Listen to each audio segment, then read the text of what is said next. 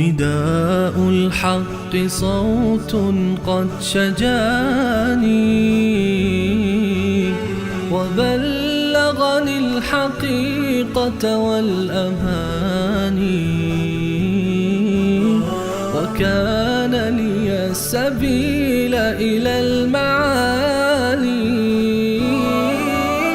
ونورا للهداية والبيان. أعوذ بالله من الشيطان الرجيم. بسم الله الرحمن الرحيم. هل أتى على الإنسان حين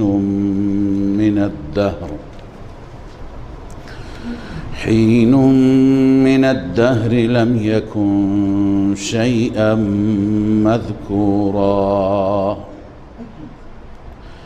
إنا خلقنا الإنسان من نطفة أمشاج نبتليه فجعلناه سميعا بصيرا إنا هديناه السبيل إما شاكرا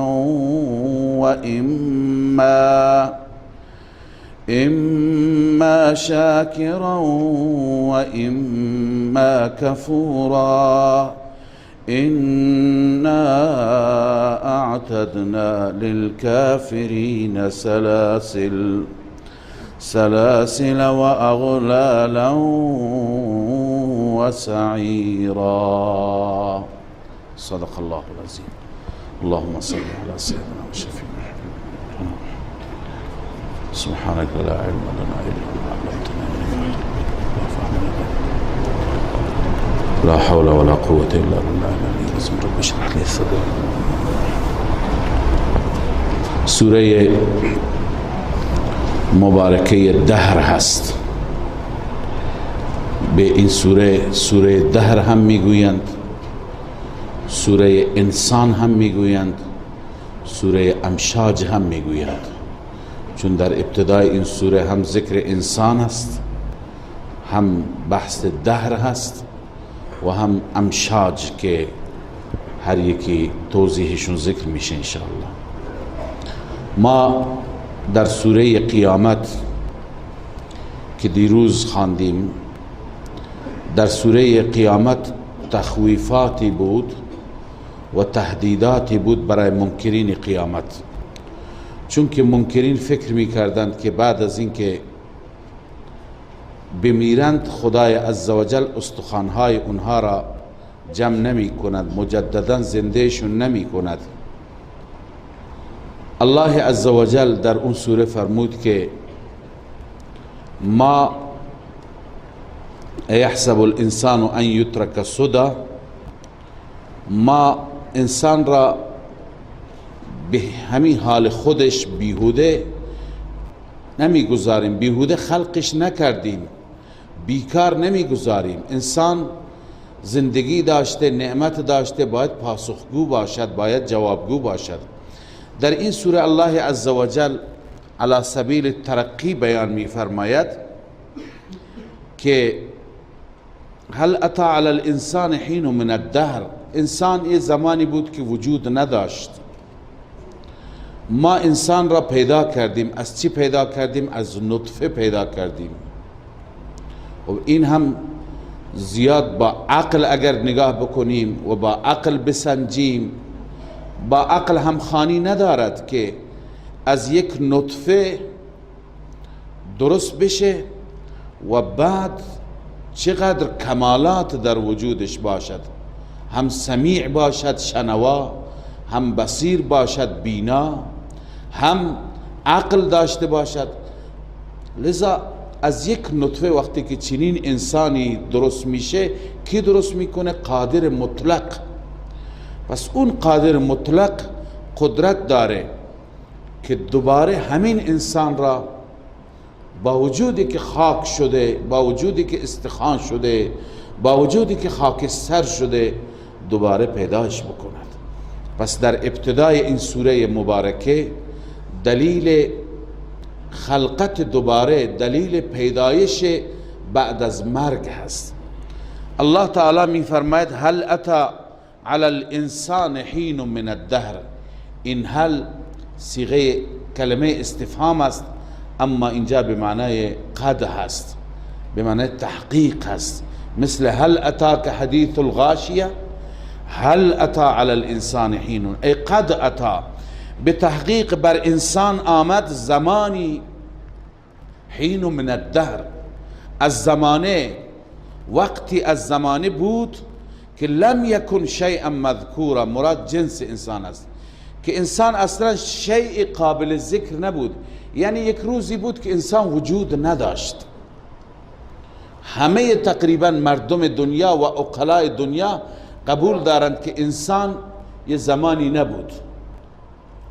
خب حال گرچه بعضی ها میگن که آثاری پیدا شده مربوط به زیست انسان و مربوط به زندگی انسان که چند میلیون سال قبل است، همونهایی که معتقدن چند میلیون سال قبل انسان زنده بوده، بعضم اعتقاد دارند که یک روزی بوده که انسان وجود نداشته. چون که از آثاری که در دنیا هست، از این آثار مشخصه که بالاترین قله های دنیا که امروز مرتفع ترین جاهای دنیا هستند، روزی همون بالاترین قله ها هم زیر آب بوده. یعنی یک روزی بوده که اینجا اصلا خشکی وجود نداشته، زمینی وجود نداشته که انسان اونجا زندگی بکند. لذا معلوم میشه که یک دوری بوده، یک عصری بوده، همونطور که قرآن میگه انسان وجود نداشته.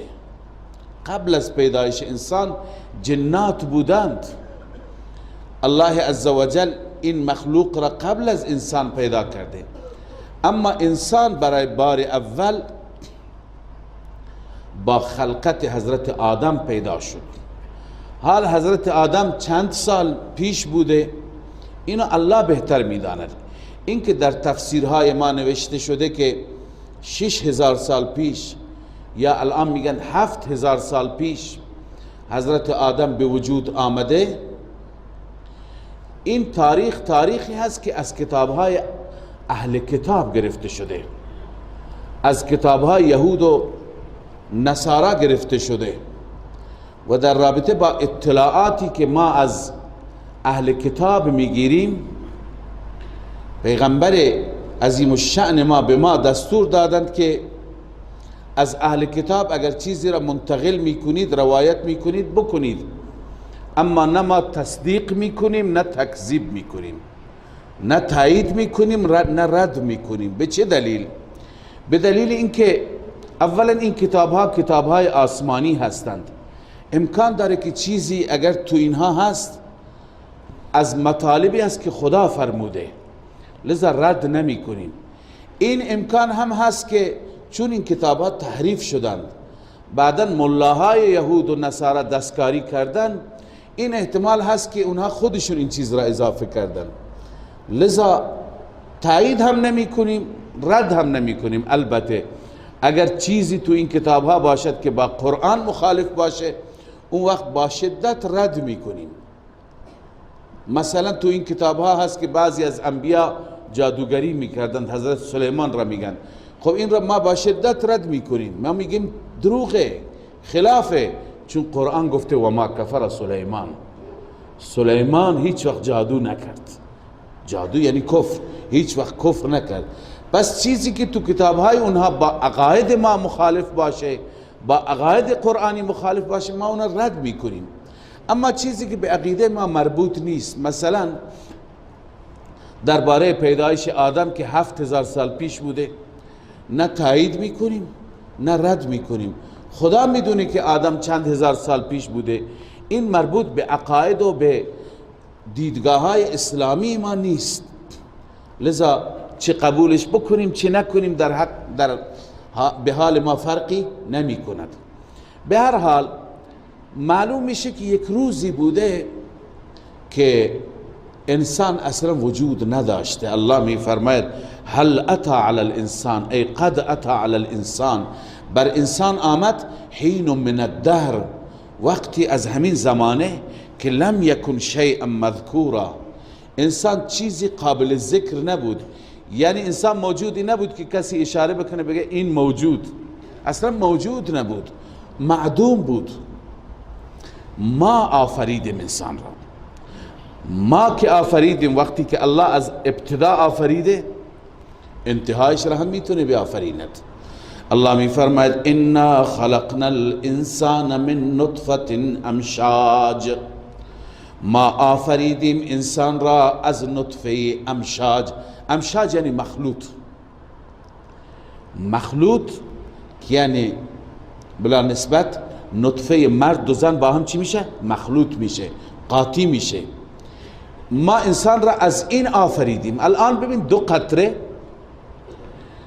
قطره که هر دو بیجان هستند، از این دو قطره ما چون الان مشاهده میکنیم انسان داره درست میشه، برای ما بدیهی است، و الا اگر ما نمیدیدیم برای ما این هم قابل باور نبود. لذا الله می فرماید از نطفه ای که امشاج مخلوط است نبتلیه، این را ما آفریدیم و بعدا این را ما امتحان میکنیم. امتحان میاد که الله می فرماید ما به انسان دو راه دادیم. دو راه، اولا الله می فرماید تمام حواس را بهش دادیم، بهش چشم دادیم، گوش دادیم، زبان دادیم، عقل دادیم که فکر بکنه. پیامبران را هم فرستادیم که بیشتر کمکش بکنه، راه را بهش نشان بده. بعدا دو راه جلوش گذاشتیم، این راه را انتخاب کن یا این راه. پس نبتلیه، در حالی که ما اون انسان را امتحان میکنیم، آزمایش میکنیم. فجعلناه سمیعا بصیرا، ما این انسان را قرار دادیم سمیع و بصیر، هم شنوا و هم بینا. هم شنواست، هر چیز را میشنود، هم بیناست، هر چیز را میبیند، هم گویاست، مثل بلبل و بهتر از بلبل سخن میگوید، هم عاقل است، همه چیز را درک میکند. بر و بحر را در اختیار گرفته، زمین را هم در اختیار خودش گرفته، دریا هم در اختیار انسان، جو و فضا هم در اختیار انسان. از تمام مخلوقات خدا در استفاده میکنه. به کره ماه میره، به سیاره ها میره، این دریاها را از این سر دنیا به اون سر دنیا، تمام حمل و نقل را. این انسان اگر بگیم فسقلی توهین نشه، این انسان با این قد و قوارش تمام دنیا در اختیارش هست، لگام تمام دنیا را گرفته. این انسان از چی پیدا شده؟ از یک نطفه. آیا این معقول است؟ این با عقل برابر است؟ الله میفرماید ما وقتی که این را پیدا کردیم و الله داره به شما نشان میده که چطور این کار را کرده، پس الله این انسان را دوباره نمیتونه زنده بکنه. لذا الله می فرماید فجعلناه سمیعا بصیرا، ما این انسان را قرار دادیم سمیع و بصیر، هم می شنود هم می بیند. انا هدیناه السبیل، ما به او راهنمایی کردیم، او را به راه، دو راه بهش نشان دادیم. این راه را به وسیله کتب و رسول بنویسید. هم انبیا را فرستادیم، هم کتب فرستادیم که ای انسان جلو دو راه هست، راه هدایت، راه زلالت، راه تاریکی، راه نور، راهی که به خدا میرسد، راهی که به شیطان میرسد، یا راهی که به بهشت میره، راهی که به جهنم میره. لذا دو راه جلوش گذاشتیم. حال انسان از دو حال خالی نیست. اما شاکرا و اما کفورا، یا این انسان قدردان است، شاکر است، یا اینکه این انسان ناشاکر و ناسپاس است، یا اینکه این همه نعمت خدا بهش داده، چشم داده، گوش داده، صحت و سلامتی داده، مال داده، عقل داده، همه امکانات را داده، شکرگزار میشه، خدا را عبادت میکنه، با خدا کسی را شریک نمیگیرد، شب و روز به یاد خدا میشه، زندگیش را طبق دستور خدا میگذراند. و اما کفورا، یا این انسان ناسپاس میشه، نعمت را خدا بهش داده، این ناشاکر میره غیر خدا را سجده میکنه، همه چیز را خدا بهش داده، این بدبخت میگه یا فلان تو به من کمک کن، به جای اینکه از خدا کمک بگیرد شرک میکنه. اما کفورا، کفور همینه، ناسپاس همینه، همه نعمت را بهش داده که او را سجده بکند، سجده نمی کند، نماز نمی خواند، این کفور است، این انسان ناسپاس است. لذا الله می فرماید ما انسان را بعد از این که همه قوت ها را بهش دادیم، همه توانایی ها را بهش دادیم، این انسان اما شاکرا و اما کفورا، یا شکرگزار و قدردان است یا ناسپاس و ناشاکر است.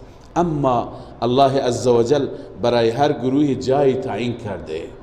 الله می فرماید انا اعتدنا للکافرین، ما آماده کردیم برای کافرین، برای اون کفور، برای اون ناسپاس، اون ناشاکر، آماده کردیم سلاسل و اغلالا و سعیرا، ما برایش زنجیرها آماده کردیم و اغلالا توقها آماده کردیم و سعیرا آتش شعله‌زن آماده کردیم. هم زنجیرهایی که به اون زنجیرها بسته میشه، هم طوق لعنتی که به گردنش انداخته میشه، هم آتشی که شعله میزند و شب و روز او را میسوزاند. لذا این برای ناسپاس است. اون کسی که سپاسگزار است اون را الله عزوجل در این سوره مفصل بیان کرده که چه نعمتهایی برایش هست. برای کافر و ناشاکر الله مختصر فرمود، زنجیر، طوق، آتش شعله زن. اما ان الابرار یشربون من کأس، بشارت از اینجا، انا اعتدنا للکافرین تخویف بود، تهدید بود، از اینجا مژده هست، بشارت هست، بشارت اخروی.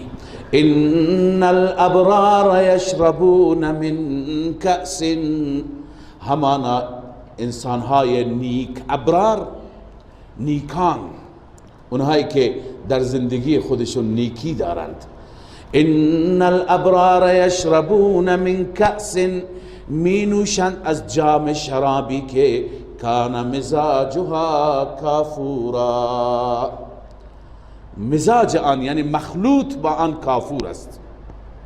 کافور گرچه در دنیای ما یه خوشبویی هست که معمولا کفن مرده ها را میزنند، اما کافور اونطور که مفسرین گفتن در آخرت، در بهشت، نام یک نهری هست، نام یک جوی آبی هست که آب این چنان خوشبو هست، چنان معطر است که وقتی که جام شراب درست می کنند با آب کافور مخلوط می کنند، اون وقت این شراب، این مشروب هم زیاد خوش ذائقه میشه و هم زیاد معطر میشه، چنان معطر میشه که اولا سبب افزایش خوشی و راحت انسان میشه و بعد انسان وقتی که میخورد در اون احساس برودت میکند، خنکی میکند، بدنش خنک میشه و بدنش خوشبو میشه، از بدنش بوی مسک و بوی کافور که بوی خاصی هست خارج میشه. اینجا ما در دنیا بلا تشبیه وقتی که چیزی میخوریم تبدیل به فضولات میشه، یا چه عرق باشه هم بوی بدی دارد و چیز دیگه تبدیل به چیز دیگه بشه هم بوی بدی دارد، اما اونجا نه، اونجا هر چی که انسان می نوشد تبدیل به عرقی میشه که از مسک هم خوشبوتر است. لذا الله می فرماید عینا یشرب، کافور را خود قرآن معرفی می کند، عینا یشرب بها عباد الله، اون چشمه ای هست که می نوشند از آن بندگان خدا، یفجرونها تفجیرا، چشمه ای هست که جاری می کنند هر جا به آسانی جاری کردن. یعنی مثلا شما اونجا کاخی دارید، میخواهید که چشمه را بیاری از جلوی کاخ شما رد بشه، شما اشاره میکنید اون نهر کافور میاد از جلوی کاخ شما رد میشه، از تو باغ شما رد میشه. هر جا که اهل بهشت بخواند از اونجا این چشمه جاری بشه، از همونجا چشمه درست میشه، از همونجا جویش درست میشه. یفجرونها تفجیرا، یعنی جاری میکنند او را جاری کردن هر جا که دلشون بخواهد. بله، یفجرونها اجراء سهلا حیث شاءوا من منازلهم و قصورهم. تفسیر مظهری گفته هر جا که از منزلها و کاخهاشون بخوان این جورا و این کافور را بیارند به راحتی میآورند. خب این ابرار که خدا اینقدر از اونها تعریف میکنه، اینا کیا هستند؟ اینا در دنیا دارای چه صفاتی بودند؟ الله صفات اینها را ذکر میفرماید. ببینیم اگر میخواهیم به این منازل و به این مراتب برسیم، روی این صفات تمرکز بکنیم، این صفات را در زندگی خودمون احیا بکنیم. خدا به ما توفیق بده. الله میفرماید ابرار اونهایی هستند که اولا یوفون بالنذر، نذری که میکنند وفا میکنند. نذر به نذر وفا میکنه یعنی چه؟ ببین یکی این هست که شما میگید من برای خدا فلان کارم بشه شتری میکشم، خب شتر را باید بکشی. کسی میگه من 100 رکعت نفل میخوانم، یک کسی میگه من حج میکنم، اینا هم جز نذر است. اما نذر در این آیه به این معنا نیست، بلکه مراد از نذر تمام فرائض و واجباتی که بر تک تک ما هست اونها مراد هستند. به وظایف خودشون عمل میکنند. یوفون بالنذر معنیش اینه، وفا بالنذر میکنند. تفسیر بحر المحیط علامه اندلسی نوشته النذر هنا لما اوجبه الله تعالی و ما اوجبه العبد. نذر اینجا به چه معنی است؟ هر چی که خدا بر ما واجب کرده و هر چی که خود ما بر خود واجب کردیم. وجوب دو قسمه، یکی اینکه خدا واجب کرده، بر من و شما واجب کرده نماز عصر را بخوانیم، مغرب را بخوانیم، عشاء را بخوانیم، روزه بگیریم، حج بریم، زکات بدیم. اینا واجباتی که الله برای من لازم کرده، اینا هم نذر هستن ما اوجبه الله. یکی اونه که من و شما خودمون بر خود واجب میکنیم، میگیم که خدایا برای به خاطر تو نذر که من 10 روز روزه بگیرم، من به بیت الله برم. این نذری که خودت بر خود واجب، هر دو را نذر میگویند، چه واجب خدا چه این اونی که خودت واجب میکنی. پس النذر ها هنا لما اوجبه الله تعالی و ما اوجبه العبد، چه خدا بر ما واجب میکنه چه خود ما واجب میکنیم. فیدخل فیه الایمان و جمیع الطاعات. پس ایمان هم جز نذر است، تمام طاعت ها و عبادت ها جز نذر هستند. پس ابرار کسانی هستند که همه را انجام میدند. یوفون بالنذر معنیش اینه که تمام وظایف خودشون را، فرائض و واجبات خودشون را انجام میدن. یوفون بالنذر، آنها نذر را وفا میکنند، یعنی با خلوص انجام میدهند. و یخافون یوما کان شره مستطیرا. الله میفرماید آنان میترسند از آن روزی که شر آن روز یعنی سختی آن روز مستطیرا عام است. مستطیر یا معنی سختیش عام است، همه را در بر میگیرد، یا سختیش طولانی است. یعنی از روز قیامت ابرار وحشت دارند، از روز قیامت میترسند. وقتی که میترسند عمل میکنند، هم عمل عبادتهای جانی هم عبادتهای مالی. و یطعمون الطعام على حبه مسکینا و یتیما و اسیرا. طعام میدهند، خوراک میدهند، میخورانند، علی حبه، بر حب الله. چرا به کسی غذا میده؟ چون خدا را دوست داره. البته علی حبه را دو تفسیر میکنم. میدهند طعام را، هم به مسکین میدهند، هم به یتیم میدهند، هم به اسیر میدهند. معنیش چیه؟ یعنی وقتی که کسی خرج میکنه در راه خدا، تنوع هست در مصرف. مصارفی که میده، مثلا هم فقیر را پیدا میکنه، هم یتیم را پیدا میکنه، هم بیوه را پیدا میکنه، هم طالب العلم را پیدا میکنه، هم اون جوان دیگر را پیدا میکنه. همه را، فقط به یک قشر نه، به همه بدید. الله عزوجل اونجا که صدقات را برشمرده 8 گروه فرموده: انما الصدقات للفقراء والمساکین والعاملین علیها والمؤلفة قلوبهم وفي الرقاب والغارمین فی سبیل الله وابن السبیل. 8 گروه را الله ذکر میفرماید. پس وقتی که شما چیزی در راه خدا میدید، سعی بکنید به اقشار مختلف بدید. الله عزوجل مستمندان مختلفی قرار داده در جامعه ما. هم تو اینها مسکین هست، هم یتیم هست، هم بیوه هست، هم مسافر هست، هم زندانی هست، هر نوع هست.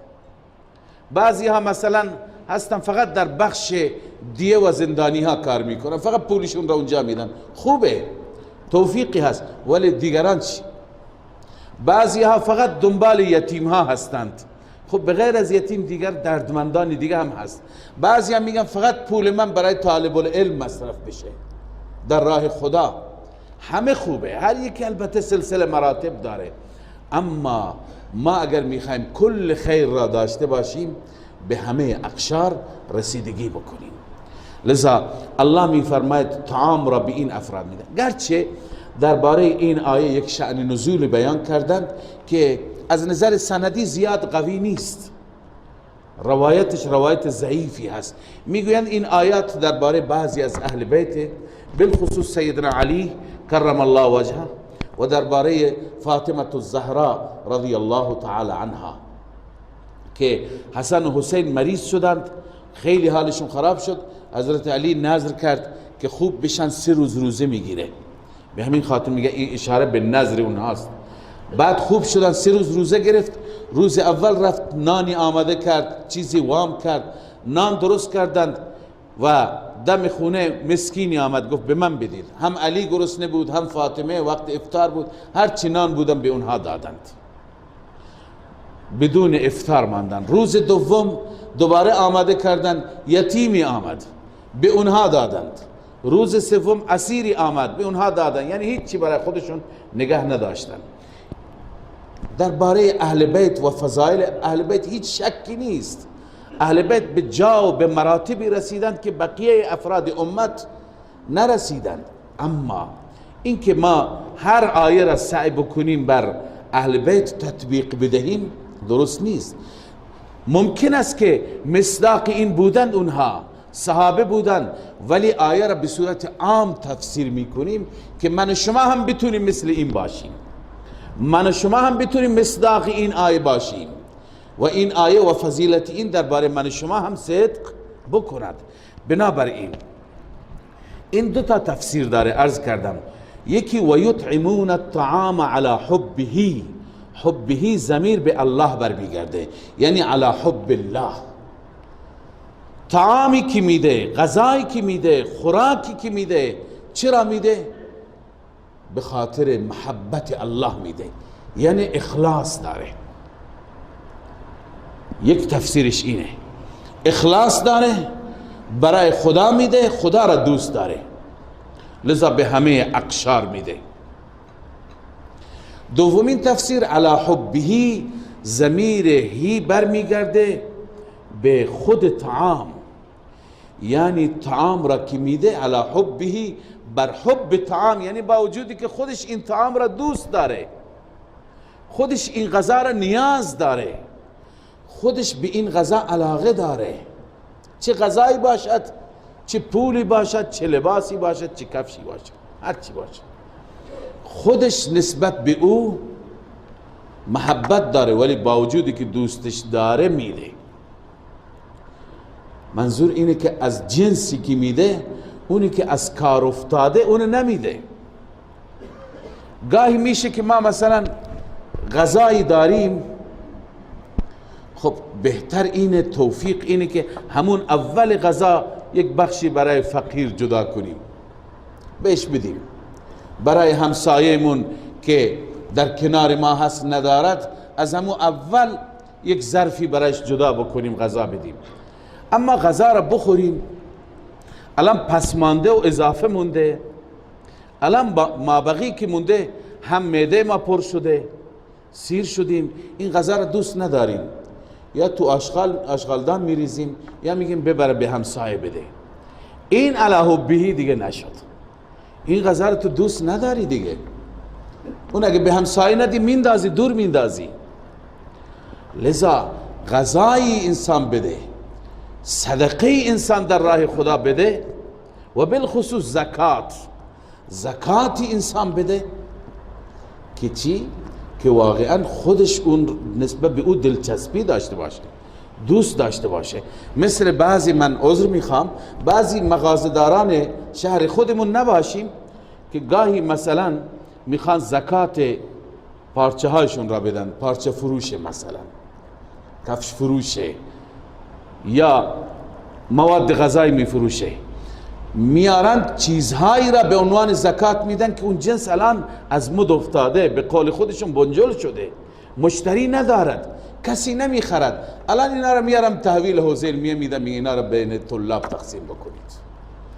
خب این چیزی که الان کسی نمیخواد، این دیگه مال را تو دوست نداری، این مال از مد افتاده، امکان داره الله که قبول میکنه اما زکات مالت ادا بشه ولی اون اجر نیست. یا مثلا مواد خوراکی، موادی که آخرای خیلی وقتا اینجا برای آشپزخانه مواد خوراکی میارن، میگن زودتر اینا رو درست کنی که 1 ماه 20 روز از تاریخش مونده، بعد از اون خراب میشن دیگه. این طعامی هست که اگر این نگه داری اینم خوبه، اینم توفیقی هست، ولی اگر این را نگه داری خراب میشه. پس این علی حبه نشد. این طعام را خود دوست نداری، این لباس را خودت دوست نداری، این کفش را خودت دوست نداری، الان چون مشتری نداره به عنوان زکات مالت حساب میکنی، به عنوان صدقه میدهی.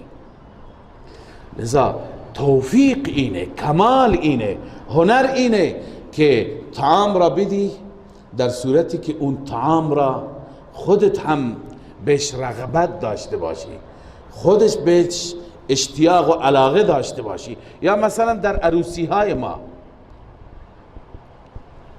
در بسیاری از عروسی ها یادی از فقرا نیست، یادی از مساکین نیست، فقط افرادی که آدم های با شخصیت از نظر مادی، مرفه، پولدار، صاحبان ماشین های بالا اینها دعوت میشند. روی اون سفره فقرا نیستند. آخر که غذا میموند، بعضی ها که غذا رو میندازن اسراف میکنن، بعضی همین قدر همت دارند که میگن این غذا رو ببرید فلان منطقه محروم، اونجا بین مردم تقسیم بکنید، اینم خوبه، ولی کمال نیست، توفیق زیاد نیست.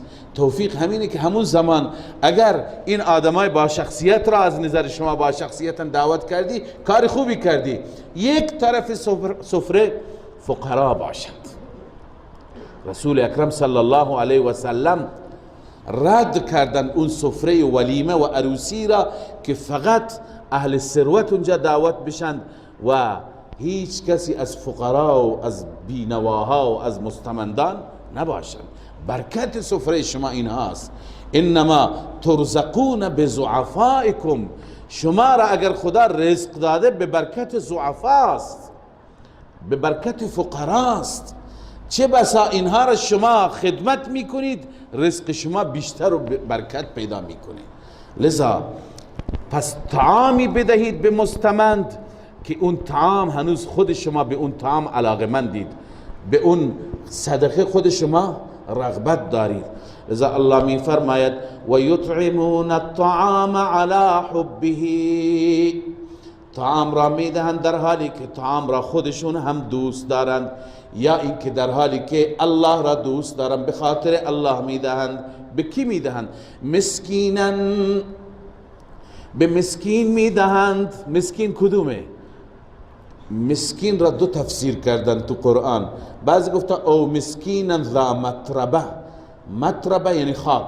مسکین اونه که خاک داره، معنی اینه تو خونش خاک پیدا میشه دیگه چیزی پیدا نمیشه.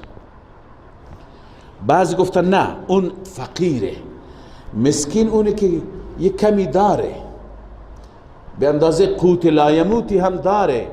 این مسکین را میتونی حتی زکات بدی. ما در سوره کهف میخوانیم در داستان موسی و خضر، اونجایی که خضر کشتی را شکست، داستان طولانی است. موسی بعد میپرسه که چرا این کار را کردی؟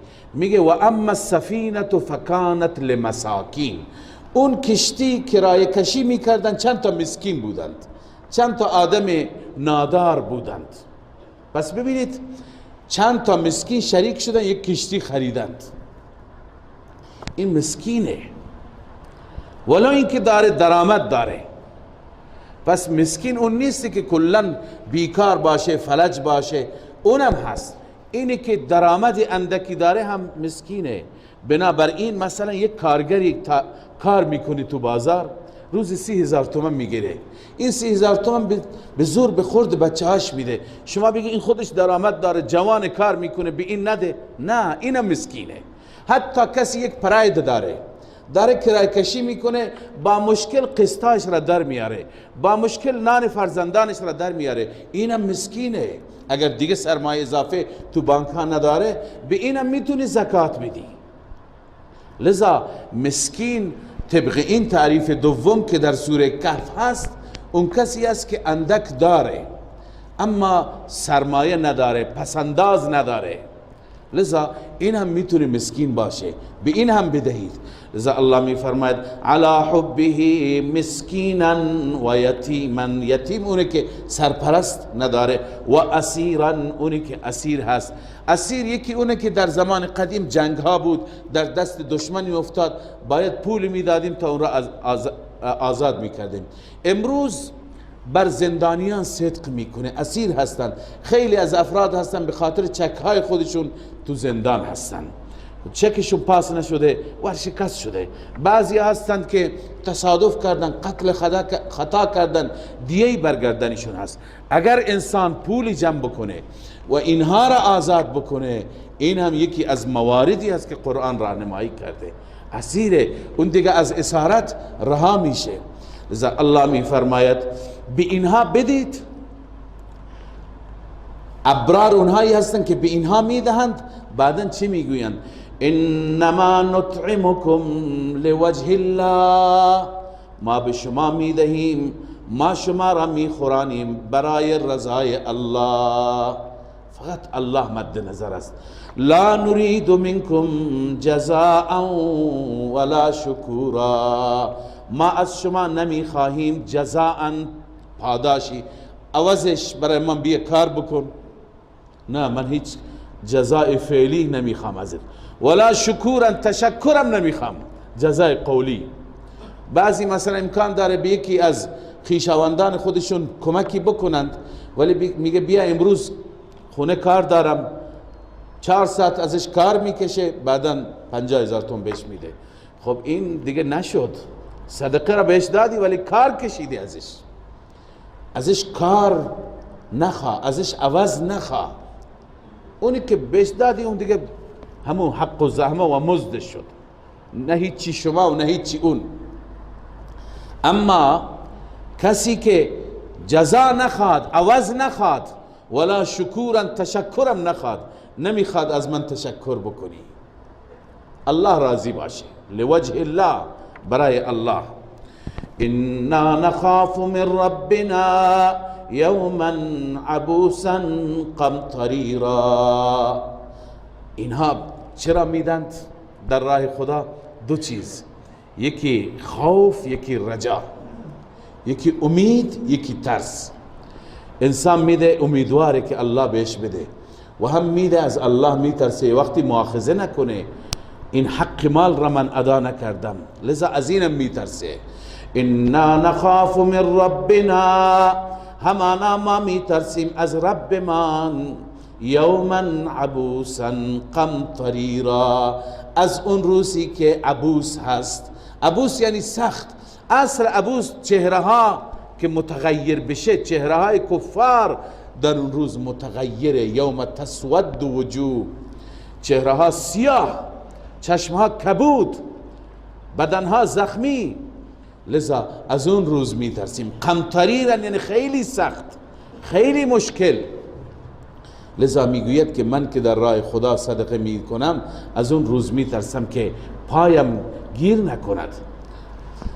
الله عزوجل میفرماید وقتی که این انسان ها با این انگیزه، با این اخلاص در راه من خرج میکنند، من خدا هم اونها را از شر اون روز حفاظت میکنم.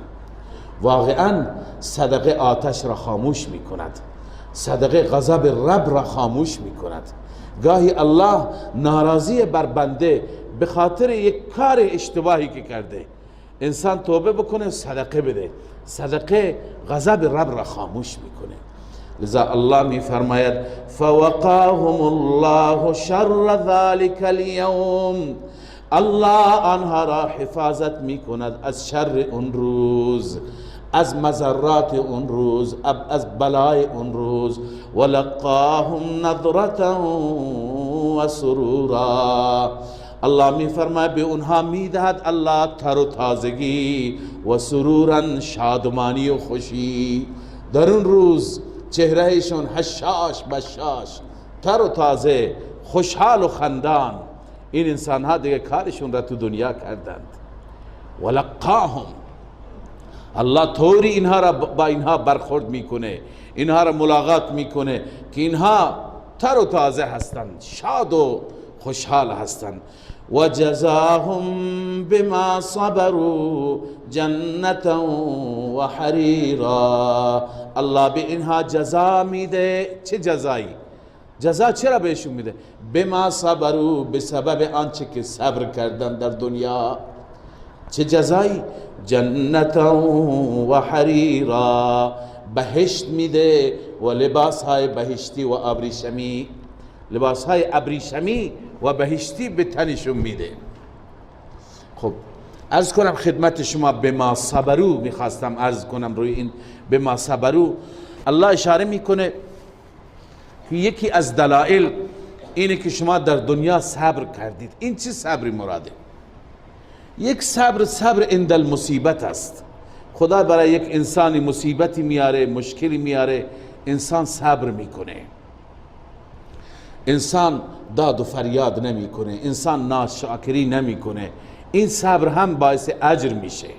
الذين اذا اصابتهم مصیبه قالوا انا لله و انا الیه راجعون، اینایی که صبر میکنند و انا لله میخوانند، اولئک علیهم صلوات من ربهم، اینها با عنایات ویژه و خاص رب العالمین مواجه میشن. ولی اینجا اون صبر مراد نیست. ما دو تا صبر دیگه داریم. صبر سه نوع هست. یکی صبر به وقت مصیبت که همه شما میدونید یعنی چی. یعنی مصیبت آمد انسان شکایت نکنه، انسان ناشاکر نباشه. یکی دیگه هست صبر بر طاعت، صبر بر طاعت و عبادت، یعنی استقامت. صبر بر طاعت اینه که انسان همیشه طاعت و عبادت بکنه، فقط در ماه رمضان نه، فقط در ایام محرم نه، فقط در ایام حج نه، در زمان خاص، مکان خاص انسان عابد و زاهد بشه، در اوقات دیگه غافل. این صبور نیست. صبر اینه که وعبد ربک حتی یأتیک الیقین، بر طاعت و عبادت استقامت کن تا دم موت. استقامت خیلی مشکل هم هست و مهم هم هست. همیشه از رب استقامت بخواهید. گاهی انسان مریض میشه، گاهی دیگه مشکلات میاد، گاهی احوال در دنیا میاد، انسان فاصله میگیره، از دین، از مسجد، از عبادت. لذا صبر یکی اینه که ما بر طاعتها و عبادتهای خودمون استقامت کنیم. الان مثلا توفیقی داریم نماز شب میخوانیم، فقط در رمضان نخوانیم، غیر رمضان هم بخوانیم. الان خدا را به کثرت یاد میکنید، در غیر رمضان هم به کثرت یاد کنیم. الان تلاوت میکنیم، در غیر رمضان هم تلاوت داشته باشیم. این را میگن صبر. این صبر بر طاعت است. و یکی دیگر سومین نوع صبر، صبر بر ترک معصیت. صبر بر ترک معصیت. گناه را که ترک کردی استقامت کن.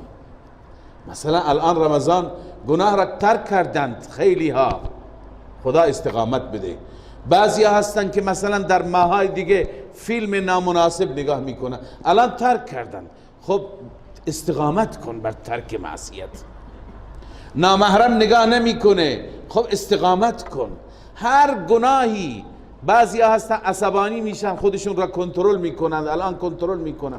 استقامت کن. بعد از رمضان هم به سر کسی نزن، کسی را فوش نده، کسی را نرنجان. همه نوع گناهان، چه اونی که مربوط به حقوق خداست، چه اونی که مربوط به حقوق بندگان است. انسان صبر باید داشته باشه. الله میفرماد ای بنده، من بهشت را به دادم در مقابل اون صبری که در دنیا کردی. یعنی استقامت بر عبادت کردی، استقامت بر ترک معصیت کردی، به خاطر اون این بهشت را به دادم. لذا الله می فرماید و جزاهم بما صبروا، الله آنها را جزا داد به سبب آنچه که صبر کردن، استقامت در دین کردن. جنتا و حریرا، الله بهشون بهشت داد و لباس های فاخرانه و ابریشمی بهشتی داد. متکئین فیها علی الارائک، اینها تکیه دادن در اون بهشت بر تخت ها. لا یرون فیها شمسا ولا زمهریرا، در آن بهشت اینها نمی بینند خورشید، یعنی گرمی نیست، ولا زمهریرا و سردی. زمهریر میگوین سردی سخت را، یعنی هوایش هوای بهاریه، نه گرمه و نه سرده. و دانیتا علیهم ظلالها، و سایه ها نزدیک است. سایه هایی که الله تعیین کرده، این سایه ها پایین است. دانیه به معنی قریب، نزدیک هست بر اون بهشتی ها. ظلالها، سایه های درخت ها. و ذللت قطوفها تذلیلا، و نزدیک قرار گرفته میوه های آن، اون میوه هایی که انسان ها میچینند. تذلیلا، نزدیک قرار گرفتنی. یعنی انسان که روی تخت نشسته، لازم نیست پایین بره 2 کیلومتر بره تو باغ، همین جا که نشسته دست را بلند بکند، شاخه نزدیک. هیچ زحمتی، هیچ رنجی برایش نیست. همونطور که دلش میخواد. ولکم فیها ما تشتهی انفسکم، هر چی که نفست خواهش داره به همون صورت میشه. الله میفرماید و یطاف علیهم بآنیت من فضه، از ظرف ها خدا تعریف میکنه، از میوه ها تعریف میکنه، از لباس ها تعریف میکنه، از حورها تعریف میکنه، از همه نعمت های بهشت. الله میفرماید و یطاف علیهم بآنیت من فضه، بر اون بهشتی ها میچرخانند و اونجا تعارفشون میکنند، می آورن پیش اونها و تقدیم میکنند ظرف هایی که من فضه، از نقره هستند. و اکواب، و جام هایی، یا اینکه پارچ هایی و لیوان هایی که کانت قواریرا، اینها شیشه هستند. شیشند یا نقره؟ اول فرمود نقره، الان شیشه. اینها 2 جنس متفاوتند، این تعارض نیست. مفسرین میفرمایند که جنسشون نقره هست اما شفافیتشون شیشه هست. یعنی از جنس نقره اما اون خوراکی، اون مشروبی، اون شربتی که توش هست مثل شیشه دیده میشه. به این صورت هست. قواریر من فضة، شیشه هایی هستن که جنسشون نقره هست، از نقره هست. قدروها تقدیرا، الله اونها را اندازه زده، اندازه زدنی، یعنی برای اهل بهشت مهیا کرده، به یک اندازه خاص الله تعیین کرده. و یسقون فیها کأسا کان مزاجها زنجبیلا، الله می فرماید اونها نوشانده می شوند، پذیرایی می شوند در آن بهشت. کأسا، از جامی که اون جام شراب است، کان مزاجها زنجبیلا، اونی که باش مخلوط میشه زنجبیل است. این زنجبیلی که من شما در دنیا داریم نیست. این زنجبیل چیه؟ خود قرآن میگه عینا فیها تسمى سلسبیلا، اون زنجبیل نام چشمه هست در آن بهشت، تسمى سلسبیلا، که نام گذاری شده به سلسبیل، اسمش هست سلسبیل. سلسبیل یعنی سهلة المصاغ، از گلو به راحتی پایین میاد. انسان وقتی که بنوشد انسان احساس سبکی میکنه، انسان احساس میکنه بدنش سبک میشه. بعضی آبها هستن در همین دنیا این خاصیت را دارن، آب مینوشی آب سنگینه، اما بعضی آبها هستند آبهای شیرین و فرات که آب را سر میکشی احساس میکنی بدن سبک شد، هاضمه هست، هر چی که تو معده سنگینی و سنگینی را هم سبک میکنه. لذا این زنجبیل یا این سلسبیل، این شربتی که با اون جام شراب، این آبی که با اون جام شراب مخلوط میشه، وقتی که انسان می نوشد انسان کلا بدنش سبک میشه، راحت میشه. الله می فرماید و یطوف علیهم ولدان مخلدون، و دور می زند بر بهشتی ها بچه هایی که مخلدون، همیشه بچه می مانند، یعنی نوجوان های، جوانک های خدمت می کنند که همیشه جوانک می مانند، سنشون بالا نمیره. اینا چه کسانی هستند؟ الله اعلم. تو قرآن نیامده، تو حدیث صحیح هم درباره اینها نیامده، گرچه مفسرین از روی یک سری حدس و گمان های چیزهایی نوشتند. بعضی گفتند اینها بچه ها و اولاد مسلمانان هستند که در طفولیت میمیرند، در بچگی میمیرند. اینا رو خدای عزوجل اونجا غلمان و خدام اهل بهشت قرار میده. بعضی میگن نه، اونها که مسلمان هستند اونها به عنوان خادم نیستند، اینها بچه های کفار هستند که در کوچکی میمیرند، اونها را الله عزوجل به عنوان خدام بهشت قرار میده. بعضی میگن نه، اینها اصلا یه مخلوقی هستند که تو این دنیا نیستند، همونجا خدا درستشون میکنه، مثل حورها که حورها زنهای دنیا نیستند. حور یک مخلوقیه که مخصوص اهل بهشت الله عزوجل در بهشت درست میکنه. پس این ولدان مخلدون را الله عزوجل برای بهشتی ها همون جا درست میکنه. والله اعلم. همه اقوال نوشته، اما الله از زیبایی اینها میفرماید اذا رأیتهم حسبتهم لؤلؤا منثورا، وقتی که شما این بچه ها را، این نوجوان ها را اونجا ببینید در زیبایی، در تمیزی، در نظافت، در خوبرویی، که گمان میکنی اینها را مرواریدهایی هستند که منصورن، کنار هم چیده شدن، متفرق گذاشته شدن. یعنی این بچه ها همه به صف خدمت میکنند، فکر میکنی اگر 100 تا از اینها باشه فکر میکنی 100 دانه مروارید در کنار هم گذاشته، چنان درخشنده، چنان زیبا، چنان تمیز. اشاره به این هست که نظافت و بهداشتشون هم زیاد بالاست. اونجا جای پاکان و پاکی هست. در دنیا معمولا شما وقتی که هتل ها و رستوران های بالا میرید، اونجا این موارد خیلی رعایت میشه. بیشتر سعی میکنند که کسانی اونجا خدمت بکنند که هم ظاهر خوبی داشته باشن، هم لباس خوبی داشته باشن، هم شکل خوبی داشته باشن، که وقتی که غذایی برای انسان میاره دیگه انسان حالت تهوع پیدا نکنه از غذا، از دستهایش، از لباسش، از رختش.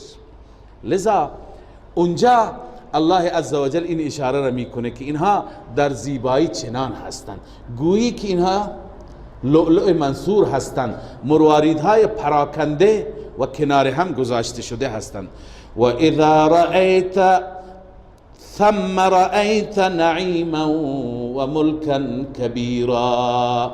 الله می فرماید هرگاه اونجا را ببینی، بهشت را ببینی، ثم رأیت آنجا می بینی نعیما نعمت بسیار بزرگی و ملکا کبیرا و ملک و پادشاهی بسیار بزرگی. هر یکی از شما یک پادشاه، هر یکی یک قدرتی برای خودتون دارید، یک منطقه‌ای که تحت حوزه استحفاظی شما به حساب میاد. در بعضی روایت ها میاد که به هر انسانی به اندازه همین دنیا در بهشت میرسه. اینجا که ما موندیم این همه انسان چیکار میکنه، ولی اونجا شاید شرایط دیگری هست. اذا الله بسیار زیاد به انسان میده، ملک کبیر به انسان میده. عالیهم ثیاب سندس خضر و استبرق. اینجا الله عزوجل از لباس ها بی فرماید، لباس های قسمت بالا ثیاب سندس خضر، لباس ابریشم کلفت هست، ابریشمی که خضر سبز رنگ است، ابریشم نازک و استبرق و همچنین ابریشم زخیم. سندس ابریشم نازک را میگن، استبرق ابریشم زخیم را میگن. منظور اینه که ظاهر و عالیش، قسمت بالایش ابریشم نازکی هست، داخلش ابریشم زخیمتری، چون زخیم از نظر حالت ایستادن معمولا بهتر می ایستد و این ظاهرش که نازک است چون خیلی نرم هست. والله اعلم، این اجتهاد است، انسان فکر میکنه به این خاطر است، ولی معنا و منظور آیه این هست که انواع ابریشم ها، لباس های ابریشمی از هر نوع زخیم، نوع کلفت و سبز رنگ، لباس بهشتی ها را رسول اکرم صلی الله علیه وسلم هم فرمود سبز رنگ هستند، سبز رنگ بهشون داده میشه. و حلوا اساور من فضه، و همچنین پوشانده میشوند علنگوها و دستبندهای نقره‌ای، هم نقره‌ای هم طلایی در جای دیگه آمده. اینجا برای ما علنگو دستبند زشته، زنها میپوشند، اونجا نه، اونجا زیباست، همه میپوشند. همونطور که به عنوان مثال ساعت الان به دست بسته هست، هر یکی سعی میکنه ساعتش بهتر باشد. اونجا چنین شرایطی هست که انسان علنگوهای بسیار زیبا و دستبندهای زیبایی دارد. و سقاهم ربهم شرابا طهورا، ربشان آنها را می نوشاند شراب پاکیزه، نوشیدنی پاک، چنان که انسان می خورد پاکتر میشه. ان هذا کان لکم جزاء و کان سعیکم مشکورا. الله عزوجل در پایان این بحث بهشت خطاب به ابرار میفرماید، اینها همه پاداش ابرار بودند، انسانهای نیک صفت، نیک خصلت. الله خطاب میکند ای بندگان نیک من، ان هذا کان لکم جزاء، این جزای شماست، این پاداش شماست. و کان سعیکم مشکورا، این را الله میفرماید تا اینکه شما بدانید که سعی شما، تلاش شما، نماز شما، روزه شما، جهاد شما، تلاوت شما، ذکر شما مشکور است، یعنی قدر شده هست، ازش قدردانی میشه. این نیست که نمازش را خواندی تمام شد، نه، این نوشته میشه، ثبت میشه برات. اینکه هزار بار حسبنا الله میخوانی، سبحان الله میخوانی، الحمدلله میخوانی، 3 روزی یک ختم میگیری، هفته یک ختم میگیری، ماهی یک ختم قرآن میگیری، اینا همه مشکور است. یعنی از اینها شکرگزاری میشه، قدردانی میشه. قدردانی همین نعمت هاست. لذا الله عزوجل در واقع ما را دلگرم میکند که اعمالی که شما در دنیا انجام میدید گرچه نتیجه اش را نمیبینید، اما اونجا نتیجه اش را میبینید. انا نحن نزلنا عليك القرآن تنزیلا. بحث انسان که انسان دو گروه میشه، اما شاکرا و اما کفورا. بعداً برای کافرین خدا چه آماده کرد، برای ابرار و بهشتی ها چه آماده کرد، این به پایان رسید. حال الله عزوجل در رابطه با قرآن اینجا مطالب بیان می‌فرماید، فضیلت قرآن. چون که ببینید همه این مطالب زیبا را ما از قرآن میگیریم. لذا الله می‌فرماید انا نحن نزلنا عليك القرآن تنزیلا. همانا ما نازل کردیم بر تو ای محمد صلی الله علیه و سلم قرآن را تنزیلا، آهسته آهسته نازل کردنی، تدریجا و کم کم نازل میکنیم. فاصبر لحکم ربک. تو چیکار کن؟ وظیفه شما، پیروان شما، امت شما، صبر کن. لحکم ربک یعنی علی حکم ربک، بر حکم پروردگار صبر کن. یعنی هر چی خدا میگه از قرآن اطاعت کن. ولا تطع منهم آثما او کفورا.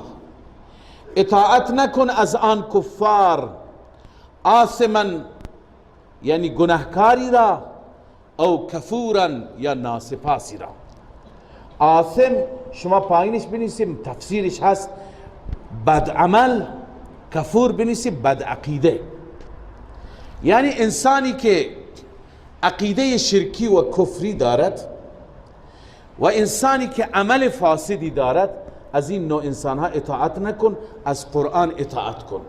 من این مطلب را چند بار باز کردم برای طلاب عزیز و تکرار می کنم که الله عزوجل از ما این انتظار را دارد که ما در زندگی خودمون بر احکام قرآن عمل بکنیم، به دستورات قرآن عمل بکنیم، به فقهی و مسائلی که از قرآن برداشت داریم عمل بکنیم.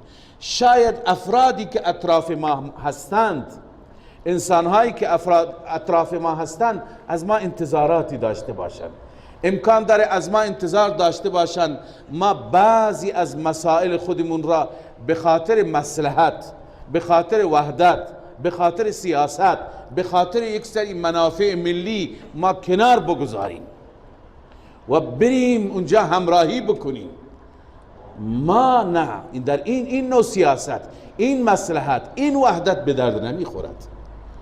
در مسائل دینی نباید از کسی اطاعت شد. مسائلی که فقه به ما اجازه نداده، ما این مسائل را نباید زیر پا بگذاریم. قرآن به ما اجازه نداده، ما نباید اینها را زیر پا بگذاریم به خاطر اینکه دیگران را خوش بکنیم، یا خدای نکرده دین فروش باشیم به خاطر اینکه به ما پول بدند، به ما دلاری برسه. ما بیایم فتوایی بدیم گاهی که این فتوا برخلاف قرآنه. مثلا کسی بیاد برخلاف جهاد فتوا بده به خاطر خوش کردن و راضی کردن امریکا. مثلا هستند بسیاری از علما که با حکام همراه هستند و مسائل را بر اساس منویات حکام تفسیر میکنند، نه بر اساس اونچه که قرآن میگه. لذا ولا تطع منهم. الله این انتظار را از تو داره، ای اهل قرآن، ای کسی که قرآن را درک کردی، تو بر جاده و صراط مستقیم قرآنی باش. اینجا مصالح را در نظر نگیر. ولا تطع منهم آثما. اون انسانی که بد عمل است، او کفورا، اون انسانی که بد عقیده است، اهل شرک، اهل خرافات، از تو میخواد که بیا خرافاتش را تایید کن، از تو میخواهد که بیا اون کاری که اون انجام میده او را جایز قرار بده. ولا تطع.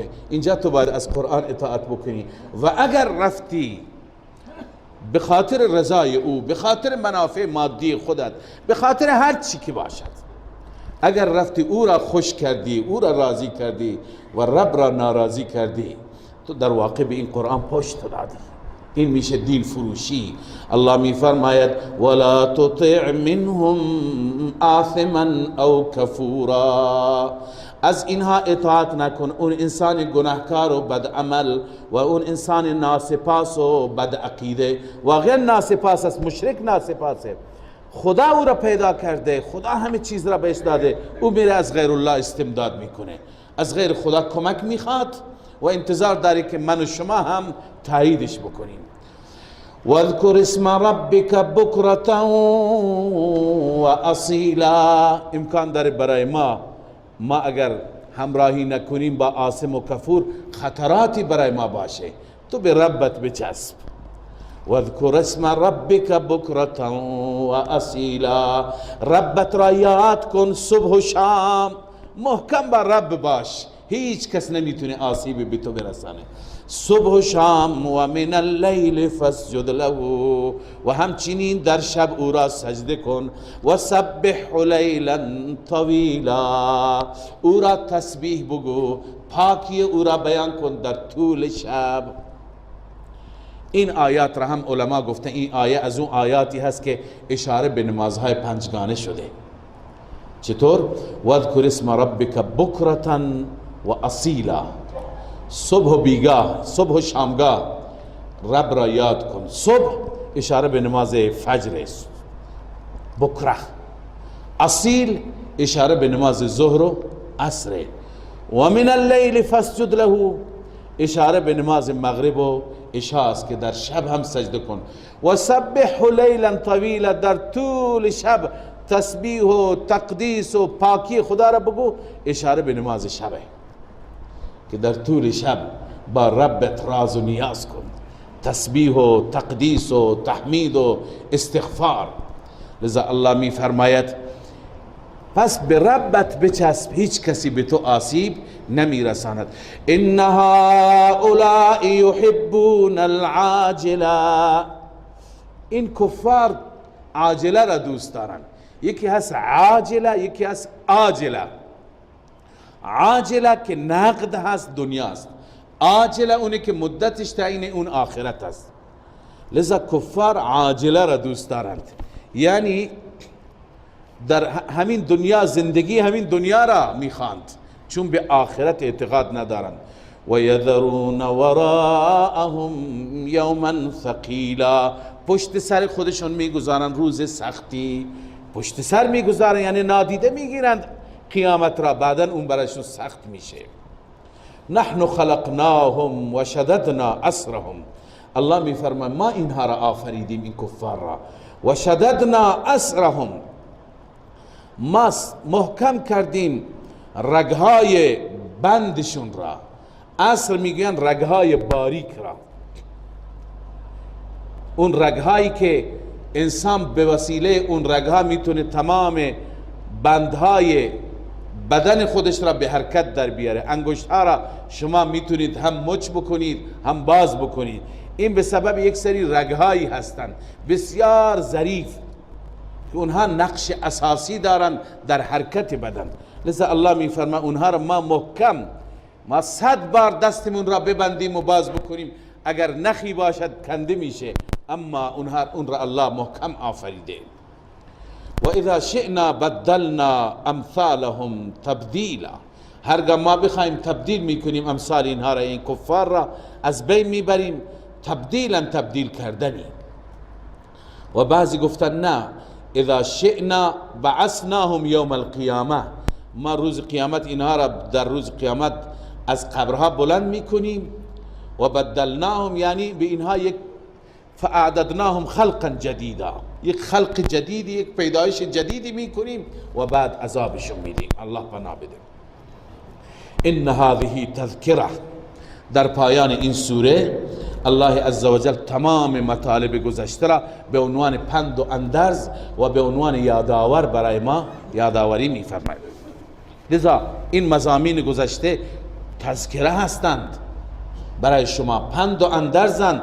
فمن شاء اتخذ الی ربه سبیلا، هر کسی از شما خواست به وسیله این پندها و اندرزها و به وسیله این راهنمایی ها و هدایات راهنمایی هم برای نماز بود، هم برای صدقه بود، هم برای همدردی بود. اینها را بگیرد و راهی به سوی ربش پیدا بکند. اتخذ الی ربه سبیلا، یعنی سبیل و راه رب را بگیرد تا به رب برسد، به قرب رب برسد. این اعمال را انجام بده. اما بدانید که توفیق هم از طرف الله است.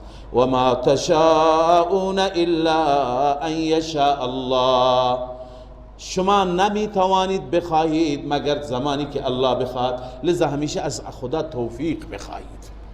ان الله کان علیما حکیما، بدون شک الله هر چیز را میداند و تمام کارهای الهی بر اساس حکمت است.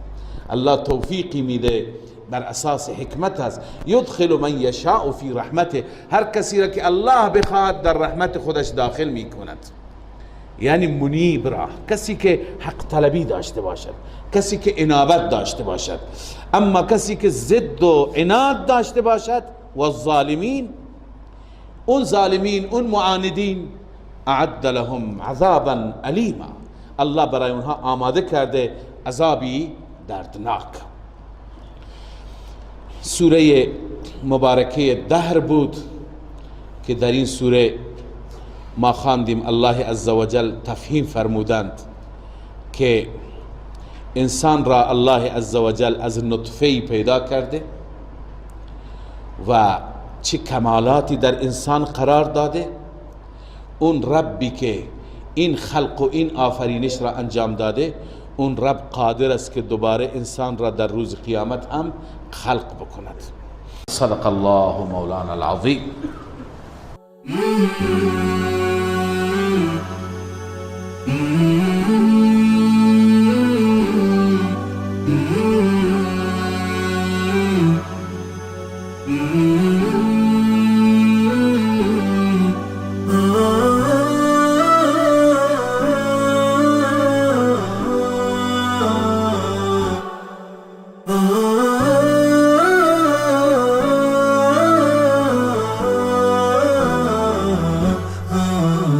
نداء الحق صوت قد شجاني وبلغني الحقيقة والأماني، وكان لي السبيل إلى المعالي، ونورا للهداية والبيان.